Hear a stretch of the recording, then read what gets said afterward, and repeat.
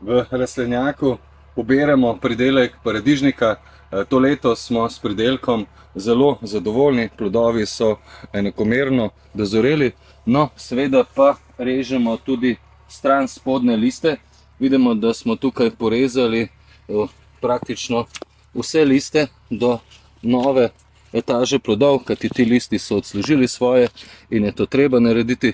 Hkrati pa naredimo tudi sanitarni ukrep, da se listi ne dotikajo tal, in to je še posebej problematično tam, kjer zalivamo z vrtno zalivalko, in tako je tudi manj možnosti za pojav plesni. No, tukaj na listih, predvsem na spodnjih listih, opažamo bledenje listov, listne žile so zelene, notranjost je rumena, nič strašnega. Tukaj gre predvsem za pomanjkanje magnezija.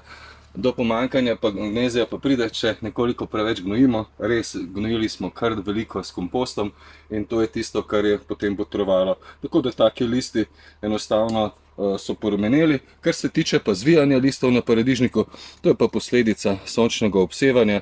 Nekatere sorte so bolj dovzetne za to, druge manj. No, opažamo pa tudi še pokanje. Pokanje na paradižnika pa je razlog ta, da enostavno neenakomerno zalivamo, enkrat je več vode, drugič manj. Rastlinjaku naj bi se zalivalo dnevno, na vrtu pa vsaj 3-krat na teden.